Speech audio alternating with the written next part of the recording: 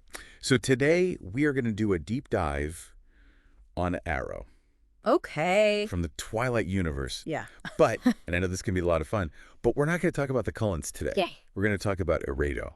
Sounds good. So we have some really interesting character analysis about him. Yes. And, you know, he's presented in the books and in the movies as this, you know, kind of over-the-top villain. Right.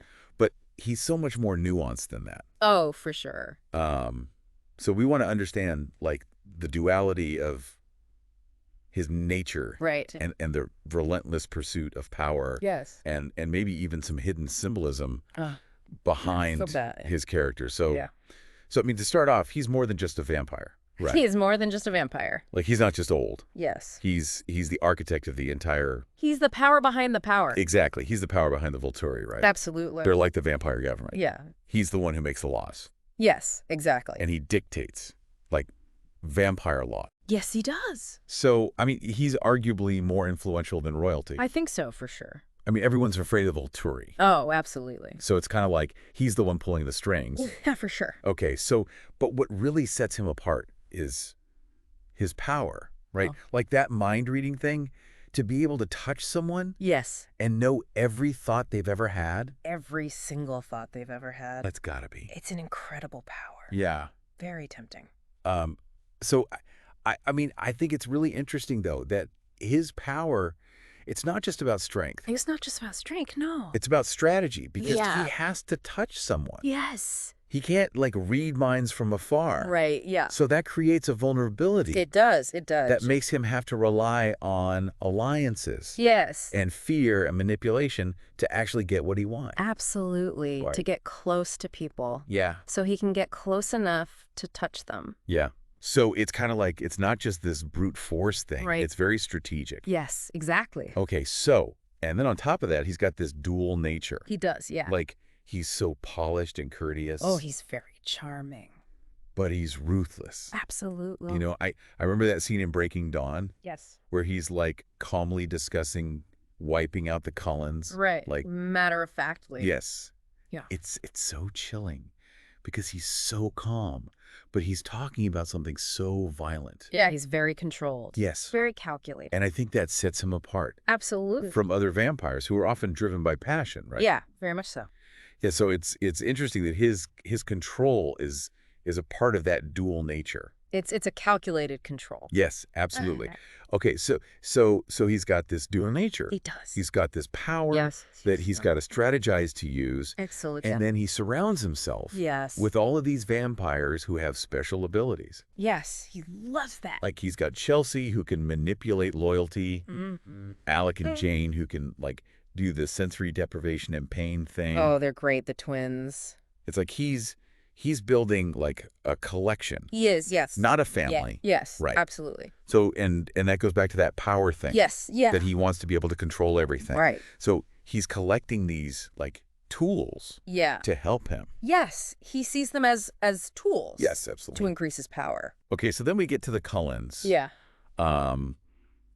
And they kind of throw a wrench in his plans They do, yeah. because, you know, he's got this interest in Bella and Edward. Yes. You know, first in New Moon and then later in Breaking Dawn. Yes. But what I thought was really interesting is like, initially, he's fascinated by Bella. Absolutely. Because she's immune Yes. to mental powers. Right. But then later, her shield, which blocks those powers, becomes a threat It does. to him. Yeah. It's like he's drawn to the very things Yeah. that could disrupt his control. Yeah, that's very true. It's really interesting. It is, yeah. Okay, and then we get to Midnight Sun. Right. And Arrow's presence is felt even when he's not physically there. Yes, he's like this lurking threat. Yeah. Always in the background. And that just like creates all this tension in the story. Yeah, absolutely. Like he's Like you never know when he's going to show up. exactly. He's this constant antagonist Yeah. even from afar. Yeah, that's a good way to put it. Okay, so but his true goal with the Cullins, Yeah. it's not really to destroy them. No, it's not to destroy them. It's to control them. Yes, absolutely. Especially Belle and Edward with their like weird, unique talent. Their unique talents, yes. He wants to be able to control that. Yes. And I think that's what makes him such a masterful strategist. Yes. It's that like psychological understanding Yeah. that he has. Yeah, he's a very subtle manipulator. He's subtle, yes. Yeah. He'd much rather manipulate than just overtly dominate. Exactly. Yeah. It's really interesting. Yeah, he's a fascinating character. Okay, so Mhm. we were talking earlier about, like, symbolism and stuff. Yeah. And I think if you look at Aro, Right? like, you think about his whole methodical way of ruling, Yeah. it almost mirrors, like, some real-world It does. authoritarian leaders. Oh, yeah. Like, he keeps up this facade of charm Yeah. and sophistication, Right. but underneath it all, there's this dark agenda. There is, yes. Right. Absolutely. And even the way that the Volturi is structured Yeah. with their, like, rigid doctrines Yeah. and their intolerance for dissent. Like, dissent. it's like they're trying to suppress any kind of opposition. Yeah, very much so. Right. Yeah, that's a really good point. Okay, so, but perhaps the most chilling example of how far he's willing to go Yes. is what he did to his own sister, Oh, yes, Didyme. didn't he? That was brutal. So remind us about Didyme and why she was such a threat to him. So Didyme was married to Marcus, Okay. who was, of course, Aro's co-leader and brother. Right. And her gift was that she could inspire love and happiness. Oh, okay. So she was a real threat to Aro's authority Okay. because she could influence Marcus. Gotcha. And that could shift the balance of power. So he was afraid of losing control. Exactly. So he just He eliminated the threat. killed his own sister. Yeah, cold-blooded. But very Aro. Very Aro. So Yeah. it just goes to show, like, power above everything. Power above everything. Even family. Yeah, for sure. It's pretty messed up. It is, yeah. But I mean, that's what makes him so interesting, right? Yeah, absolutely. He's not just this, two-dimensional villain. yeah, like evil for the sake of evil kind of thing. Yeah, he's much more complex than that. Yeah, he's a product of his desires. Yeah. And this world that he's built for himself. Oh, that's so right. I think it's really fascinating. Yeah, he's a fascinating character. How Stephenie Meyer Yes. has created this character that is so captivating. Right. And I know a lot of people find him attractive. Oh, I'm sure. And it's like he's the ultimate. Bad boy. Yeah.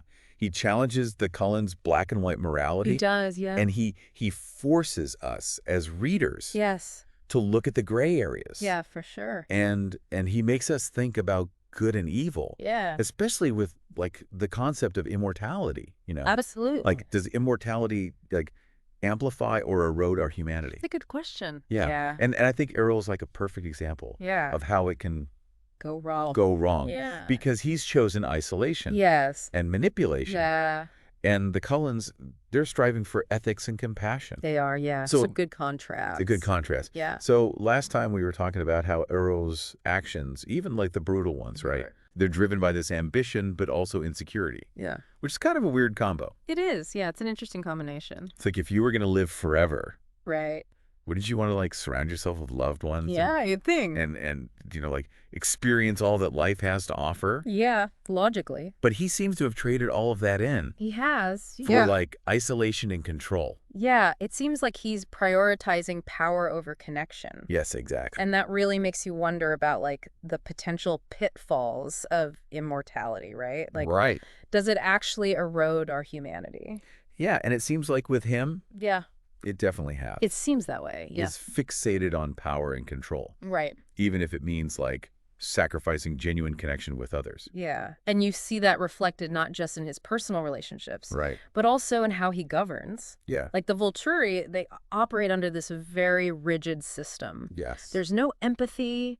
There's no tolerance. It's all about control. It is, yeah. And it's like he surrounds himself with all these vampires Right. who have unique talents, Yes, he does. but then he crushes any sort of individuality. Right. Yeah, if it threatens his authority. Yeah, exactly. It's a very interesting paradox. It is. And I think Bella's shield Yes. is a perfect example of that. It is a great example. Because it's a power that he can't control or even understand. Right, and that terrifies him. Yes, and it's like it exposes this insecurity. Yeah, absolutely. So what do you think Stephenie Meyer Yeah. is trying to say with Aro? Right. Is he just a villain, or is he...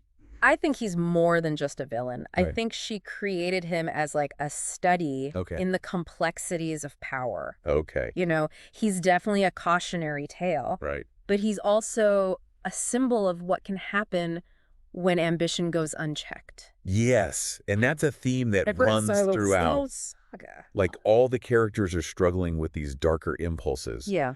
but they're also trying to find connection and love. Yeah, it's like this constant battle Yeah. between their nature and their desires.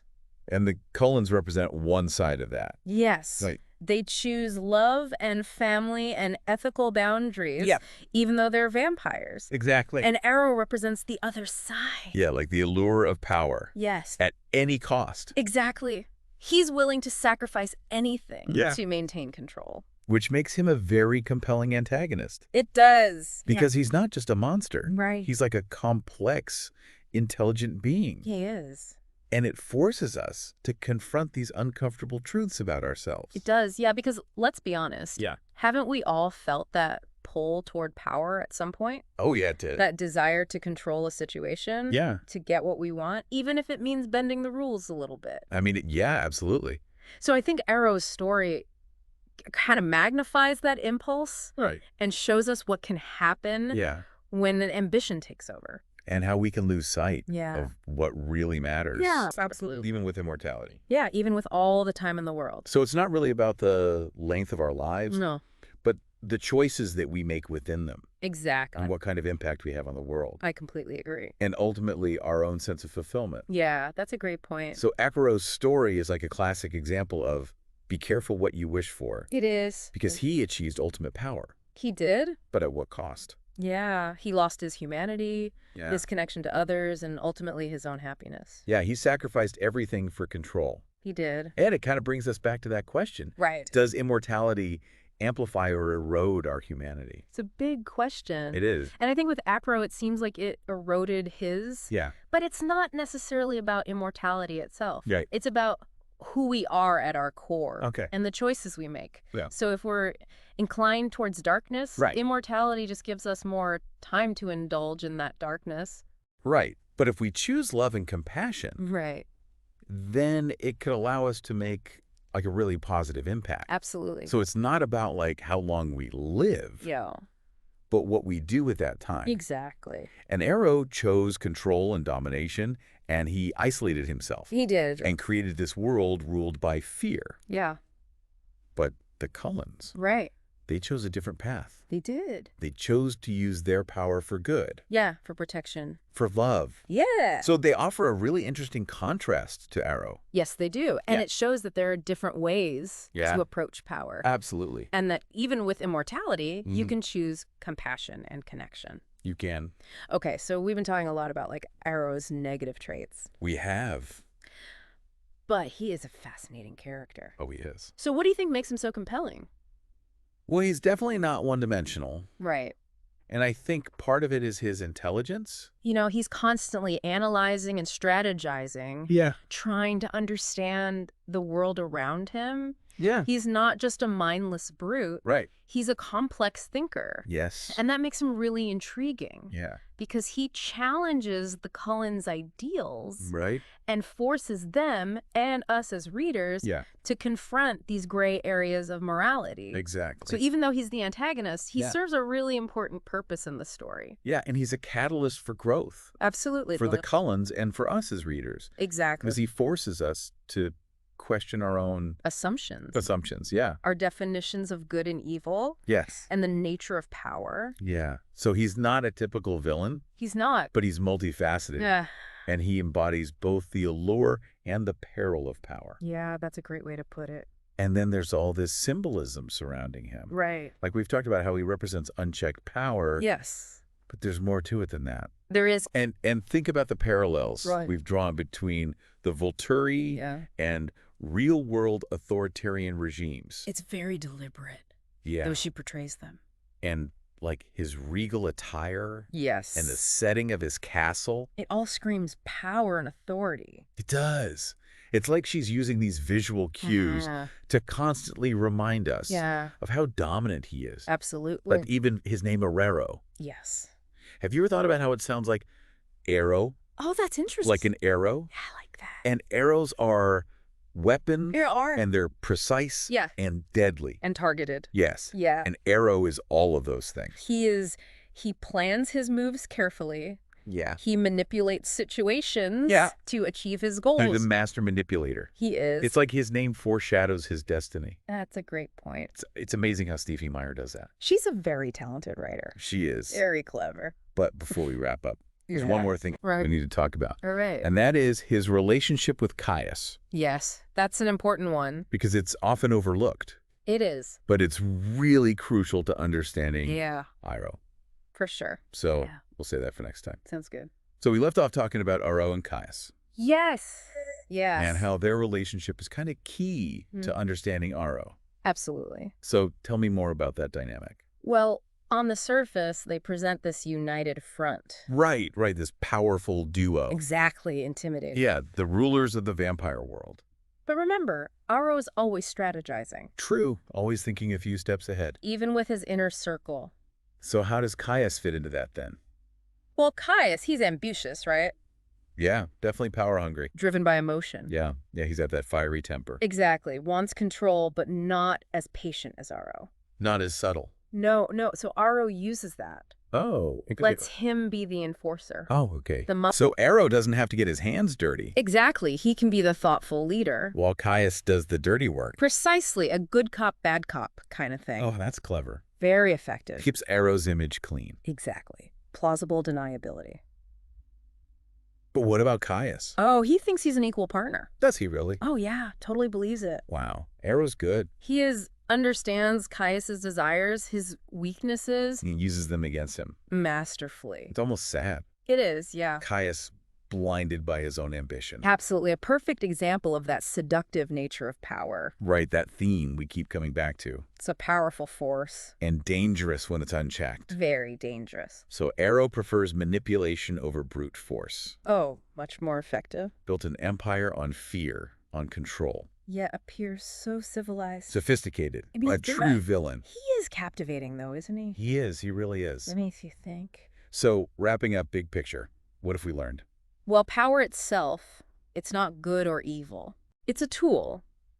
How we use it then. Exactly. Aro chose control, domination, Isolated himself, lost his humanity. create a world of fear. But the Cullins Yes, a different path. used their power for good. Protection, love. A powerful contrast. Shows us there's a choice. Even with immortality. Always a choice. So it all comes down to the choices we make. Our values, the impact we have. Our legacy. Exactly. Well, this has been fascinating. Aro is a fascinating character. So much depth to him. Layers upon layers. And I think everyone listening has learned a lot about him. Hopefully. It's amazing what you can discover when you dig a little deeper. It is. Always more beneath the surface. So as we finish up, one last thought for everyone. All right?